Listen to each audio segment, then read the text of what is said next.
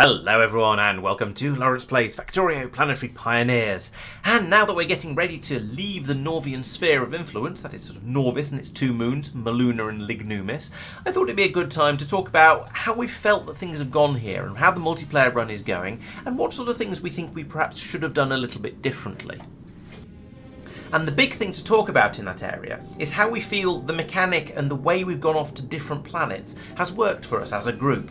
Because of course we have the 5 players. We have myself, Mike, Tristan, Mark and Sophia, and we've been deciding that we're each going to be in charge of different planetoids. So we started off with myself in charge of Lignumis, getting us up and running and on this planet, and then leaving the planet and to drop down to Nauvis with the old wooden rocket that we have the wreckage of sitting over here. Then we ended up on Nauvis where Mark was in charge, and so he guided us through building up a mall to build all of our resources that we required, this big smelting stack here, and then expanding out to the city block based design when we grew out of our original bust based mall. Mike was in charge of Maluna, pulling out of asteroid chunks from the ground and then turning them into all the various different things, including space science. And then, well, we've spotted that Vulcanus exists, and we've decided that Sophia is going to be in charge of that one. So once again, we're having a different person in charge of each planet that we go to, and they're going to be planning how things are going to go on that planet, how things are going to be laid out, what sort of construction systems we're going to use. And they're going to be in charge of working out how to operate through any new mechanics on those planets, and then giving everyone else instructions on what they want them to build. So for example, on this planet, Mike and Tristan came out here first, and they set up a system to start producing wood, and then I came out here and I built up the large wood production area we can see up here. Mike expanded out and improved the crushing systems going on here, turning the asteroid chunks into the actual resources we need. Tristan built us a nuclear power plant, and so on and so on. So it was very much a group effort. However, because over on Nauvis, building up the city block was such a big job, Mark never actually left Nauvis and didn't come over to join the rest of us on Maluna. And this was a bit of a shame, we decided, that because they didn't really find out anything about what was going on Maluna apart from hearing us talking about it and then occasionally glancing over in the satellite view to have a look at what was going on over there. So it meant that they missed out on that planet, and it felt that when we were very, very much separated and it was a bit more disjointed. And one of the things we were trying to do with this system was build something that felt a bit more multiplayer than the previous one did.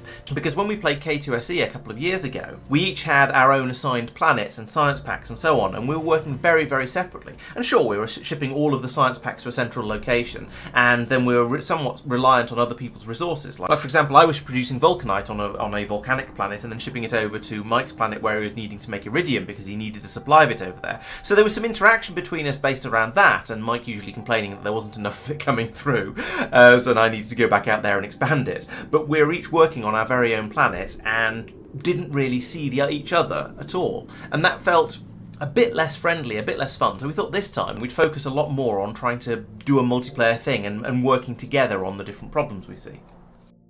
And so we're planning, when we do go off to Vulcanus, we're going to try and get us all out there a bit more quickly. We'll send Sophia out first to sort of break ground and have a bit of a think about what's going on out there, how things can be done, but then the rest of us will hopefully follow out fairly quickly and be able to start building things up over there. Tristan points out that one of the problems we did have on Maluna was that when you have too many people on the planet trying to build things, you put the system under rather a lot of strain. So it took quite a long time for us to have the resource production down here going reliably enough to keep the wood production going reliably enough to allow us to produce belts quickly enough, because with the Lignumis mod we need a supply of wood in order to make the belts, to make into lumber and make those into the wooden tier belts, which you can then make into yellow belts, which you can then make into red belts.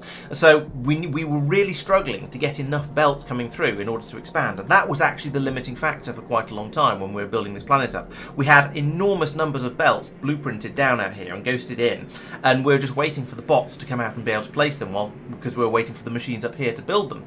And that was entirely down to this whole wood processing system up here taking a very, very long time to get up to speed and to start producing the resources quickly enough. And I think this is likely to be a problem on many other planets as well, and not necessarily in the wood specifically, although I have a feeling that this is going to be a bit of a problem quite frequently on a lot of the planets. But it's going to be a problem of just having all of the buildings you need for a large number of people slapping stuff down, and then just going, oh, okay, we've run out of iron again because we need to make an enormous number of belts, or we need to make a load of assembly machines, or all of that sort of stuff. It's a struggle to produce fast enough.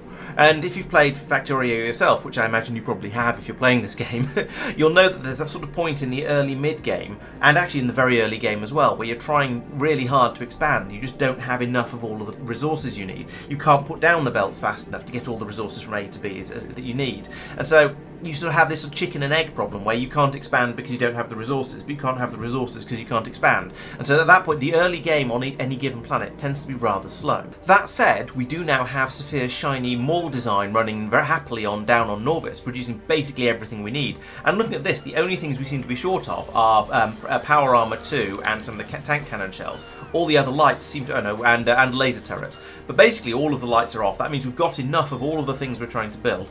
Okay, we seem to need quite a lot of sand for something. A train has just come in with some. But basically it's working very, very nicely. And up here we have a nice steady supply of all of the ingredients required to build rockets. And that means we can now ship a lot of the stuff we need to build our new factory on Vulcanus out from Nauvis. Because when we went out to Maluna, Nauvis was still in very, very early stages, and we were sort of transitioning from the bus mall to the city block, and that meant we were very, very short of a lot of things, especially blue circuits, because they're difficult to make.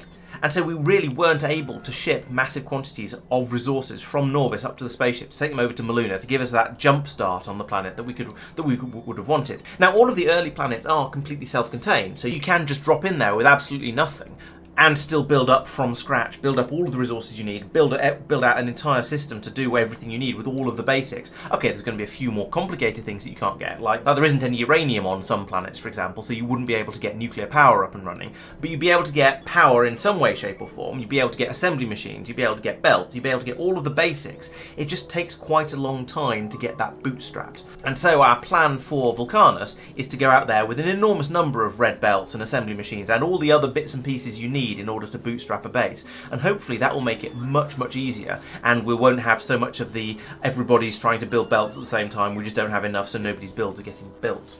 Tristan has suggested actually that the planets with enemies might be quite good for getting around this problem, because if you're out there, if you go out there out to a planet that has a lot of hostile forces, you can send a few people out to deal with the enemies, push them back, establish a perimeter, that sort of thing, protect the pollution cloud or whatever's necessary, and then some other people can get started on the building, and then when the militia get back from pushing out the biters or whatever enemies are on that particular planet, then hopefully everything will be up and running to an extent that they can actually start building as well. And even if it isn't, then there's a few more things that need to be done, and so maybe that will allow things to be a little bit more balanced. Saphir largely echoes what I've been saying. He thinks we went off to our next planet, went off to Maluna a bit too quickly, and we should have stayed on Nauvis for a bit longer and tried to get all of this system up and running, so that we basically had everything available. And if we'd gone off to Maluna at this stage of the game, then we'd have dropped in with a large quantity of belts, a large quantity of machines, and we'd have been able to get things up and running quite quickly. I do like a planet to be self-sufficient, but when I say self-sufficient, I mean, I don't think it has to be brought up from self-sufficiency from the start. You don't need to bootstrap from absolutely nothing. But I do like to have a bit of a maul on the planet so it can produce all of the bits and pieces it needs to expand itself out later on. And of course, so it can produce its own rockets and its own science packs. And whilst later on I would be quite happy for us to start shipping in, say, blue circuits to a planet that struggles to make them, or low density structures or rocket fuel, whatever's appropriate for that planet. I don't mind if we start shipping some of those in, but I do feel the planet should be able to be reasonably self-sufficient if they have to be, and be able to make their own rockets, even if it's more efficient to bring the resources in from elsewhere. This would allow us both to start building a bit more quickly, and as Saphir puts it, to not be hindered by something unexpected on a new planet, because we can always bring in extra resources to kind of brute force whatever's going on there. The problem with this approach is somewhat manyfold. One of the big problems is the shiny new planet problem. So you go out onto the map, you go, oh look, we found a new planet, I want to go out there, I want to find out about it, this is new, this is exciting, what's it got, I want the new toys, I want to go out and see what's there and have a play around with it and all that sort of thing. And I think that is very, very understandable. You see the new shiny things, you want to go out there. And I had that problem in my single-player Space Age run as well, in that I went out to Fulgora first, and then Vulcanus, and then Gleba, and despite having found machines that could have made my base on Nauvis significantly better, I didn't want to go back to Nauvis to use those machines and to upgrade everything on my original planet. I just wanted to carry on going out and seeing the new content and looking at the new stuff. So I'm definitely very vulnerable to the new and shiny problem, and I think to an extent we all have that sort of problem, especially with all of the new exciting modded planets in here. And I think that's probably part of the reason why we went off to Maluna quite so quickly. And in hindsight, perhaps that was a mistake. With Vulcanus, though, we have actually waited until Nauvis is, as you've seen, is up and ready to sort of start supporting outposts a little bit better. And so I think we've kind of maybe we've managed to scrape together enough patience, and it might be because Sophia is in charge of Vulcanus, and he's one of the people who felt that the Meluna approach wasn't very good. Perhaps at least partly because he was also working on Nauvis for a lot of the time, and so he was one of the people who kind of missed out on going to see Meluna. We also have a couple of problems that are slightly related to the fact that this is a streaming series as well as a video series, and so because of that I'm trying to keep the content interesting for the viewers, and so that was one of the reasons I wanted to leave Nauvis as quickly as possible and head over to Meluna, because there was new exciting stuff happening there. Nauvis is still the same, is more or less the same old Nauvis that we had in back in Factorio 1.1. Now granted, we were doing a massive city block system here, which is something I'd never done before, so that in and of itself is interesting. However, it was relatively slow to get it put together because we needed an enormous amount of resources from what was the old main bus system that was ran through about over here somewhere, and so that lack of resources meant that building up the rest of the factory, the rest of the city block system, was very, very slow. And so I was eager to get off and go off and see somewhere else to keep the stream as interesting as possible for the viewers, and going off and looking at lots and lots of different things, hence heading over to Meluna as quickly as possible. The other factor that comes with a streaming series is that, I don't know if you've noticed, but I tend to talk quite a lot when we're streaming, and I feel that that is sort of, that is the point of a stream. People come along to hear the streamer talking, and so I need to keep up a steady patter of what's going on. Now, there are often times when I won't say interrupted, there will often be times when there are other conversations going on the stream, and those are generally very interesting, and so I'll make an effort to go off and look at whichever part of the factory they're currently being talked about, and so you can see that Mike and Tristan are discussing a science production or something on Meluna or whatever. I'll go and try and have a look at it so you can see what they're talking about, and it makes sense, rather than it just being some people talking about something completely unrelated to whatever's going on screen.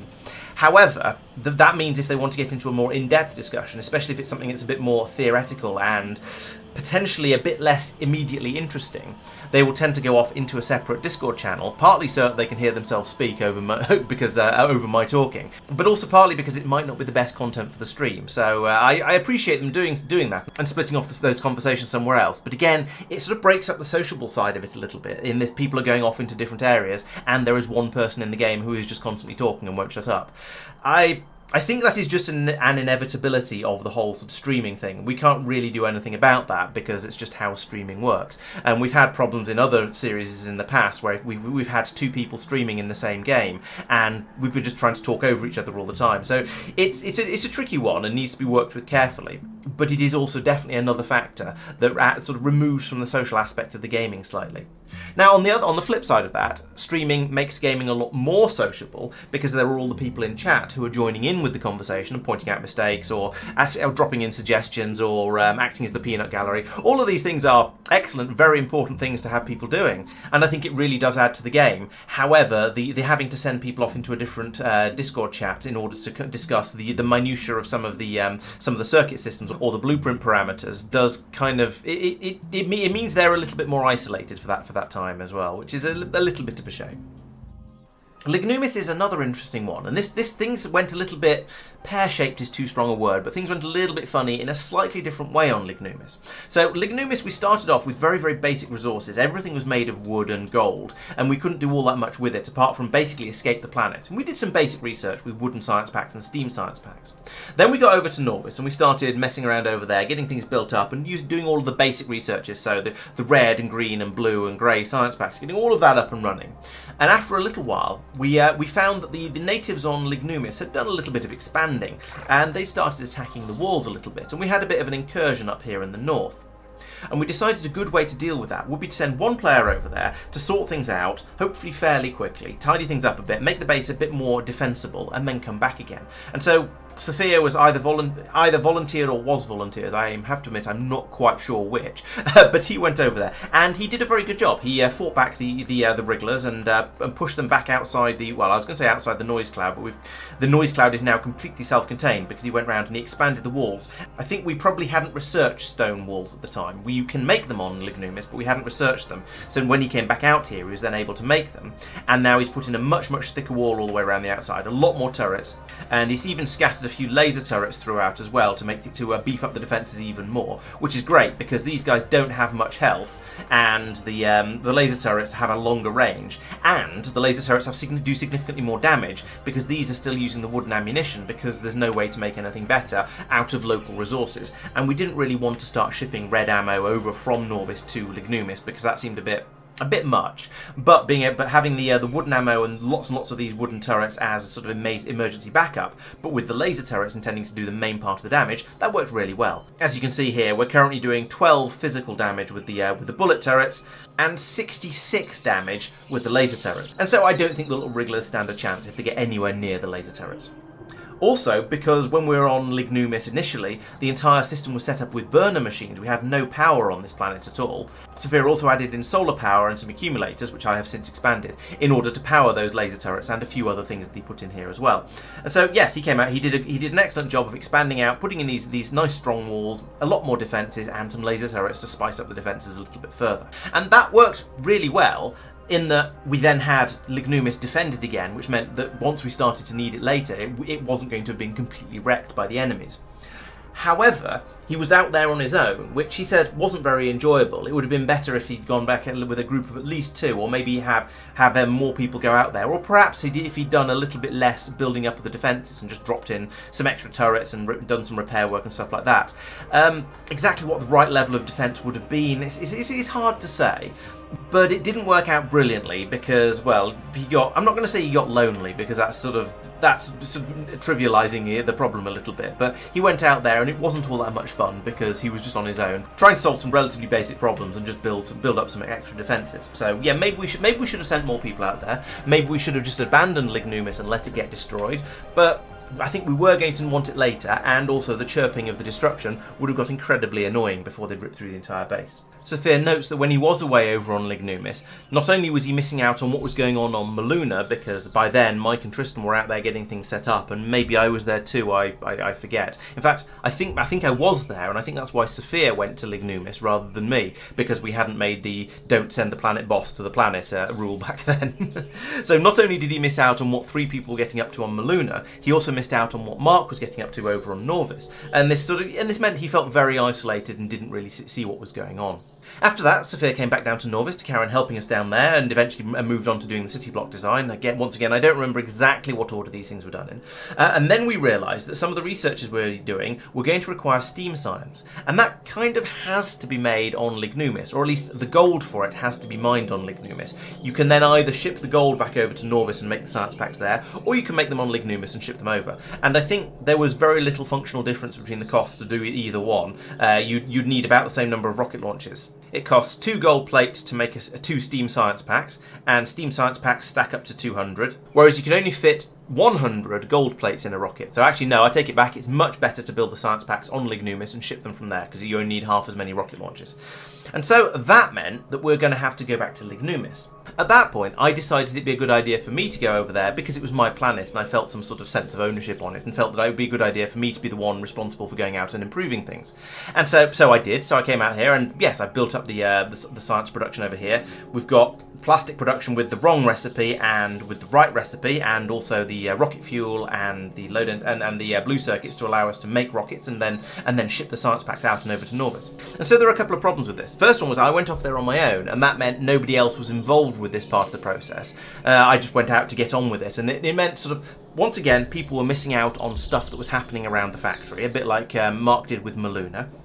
It meant that I wasn't having to talk to anyone about it because it was my planet and I was doing the work, so it would probably have been better for me to assign the work to somebody else and let them do it rather than me go off and do it. It would have been a bit more interesting, I think. And also it pulled me away from the stuff that was going on Norvis, so that didn't show up on the stream as much. We were split up again, and so lots of people missed out on seeing various different things that were going on around the place. So we've been discussing this, and we're thinking of setting a rule that, with the exception of when you're first going out to make planetfall and work out how things work on a new planet, the operator, so the owner of a planet in inverted commas, shouldn't be the one who goes out to fix planets or upgrade them as required. Maybe they can go out there if they're needed, if they want to, if there's a lot of people going there, but they should probably be delegating all of the jobs off to somebody else, because that forces you to explain what's going on. It make a to-do list, plan out what's going on a bit, and it means there's going to be a bit more back and forth between the different players, and we might see some slightly different builds going on the different planets. And so we think it'd be, in the future, we won't do what we did back then. We'll make sure that different people go out to different planets at different times. That would have meant then that we'd have been able to finish off on Nauvis and then have several of us, maybe 3, 4, 5, who knows, head over to Lignumis together and then blitz the upgrades. We'd have got the science packs up and upgraded really quickly. We'd have got the plastics in quickly. We'd have got more blue circuits being made, and so on and so on. We'd be able to get everything up and running much more quickly and much more efficiently, and most importantly, much more socially. It's hard to say how far we should take this. There have been some suggestions that maybe it should be 2 people working on each individual build. So I would, let's take using Lignumis as an example again, maybe I'd ask Mark and Tristan to come out and build this science production system over here, and I'd ask Mike and Sophia to come over and build up some more blue circuit production, or maybe one of the plastics. It'd be interesting to see. I feel like that might end up with people standing on each other's toes a little bit too much, and maybe it wouldn't work quite so well. But also on the flip side, it could be interesting to give it a shot and see how well it works. There's been a little bit of debate between Tristan and Sophia, essentially mentioning the points that I'm saying here, that it'd be nice and sort of sociable for people to work on things together, but also it would be a little bit weird in often the less complex tasks. Although Tristan brings up the example of some of the systems in the mall where this is complicated enough that you could have multiple people working on it quite easily without causing any sort of collisions, especially if you split up a little bit in here, like maybe you have one person doing the drop-off station, one person doing the pickup station, another person putting in all of the assembly systems out here, or maybe somebody else messing with blueprints. There's lots of possibilities, and I think we're going to be able to find ways of making it work quite easily. Mark has also said, and sort of to back up some of the earlier comments I was making about how people can feel a little bit left out, that he had no idea basically of what was going on Maluna until space started dropping in from the sky and going and being added into the systems over on Nauvis to allow more research to be done. He just didn't see any of the stuff that's going on Maluna. And this also ties into the new format I've been doing for the videos, where instead of producing a summary that week to say this is what we did in the last stream, here you go, I've been trying to put things together into a bit more of a sort of a more organised themed video. So to an extent it was saved up until we had a decent amount up and running on Maluna, and then it was, here is what we got up to on Maluna and how we got everything up and running. It took several streams to do, but here is the grand finale of it. And this again meant that he was more isolated from what was going on out on that planetoid. He also completely forgot that steam science was a thing, because we didn't need it for the first few researches, and then when we ran out of it, it just started dropping in from the sky because I'd gone out to Lignumis and fixed it.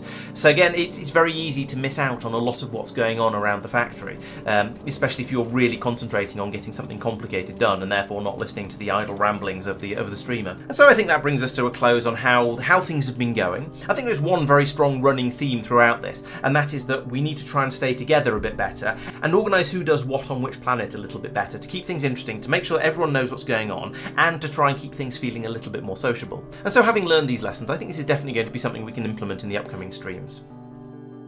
And you know what? With all of this travelling off to other planets and stuff like that, it's been a long time since I've talked about the researches we've done. And this was something I promised I would do in the last series, to try and give you a bit of an idea about how the research is going, what new technologies we've unlocked, and yeah, just generally how things are going. So let's have a quick run through these. In Stream 9, we researched Quality Module 2.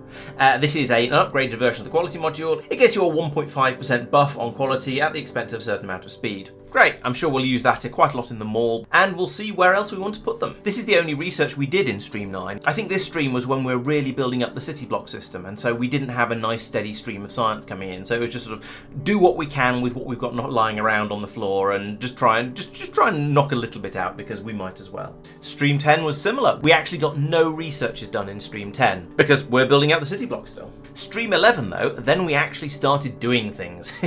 We did nuclear fuel reprocessing, which allows you to turn your dead uranium fuel cells back into a little bit of uranium-238, which you can then use to make some more fuel. Now, you don't get everything back that you got from in the fuel, but it gives you a byproduct to recycle, which is a minor challenge, and then a little bit more resource to go into making your next set of fuel cells. We unlocked elevated rail, which allows you to, well, have elevated railways. We haven't actually used these yet, I don't think, but Mark has grand plans for those involving improving the city block design, so it'll be interesting to see what that involves. But that gets you rail supports, which you can put rail on, it gets you the ramps that go up and down, and that's about it. But it allows you to build rail over the top of other things, which will be good fun. We got inserter capacity bonuses 4 and 5, and apparently 6 and 7 as well at a later point.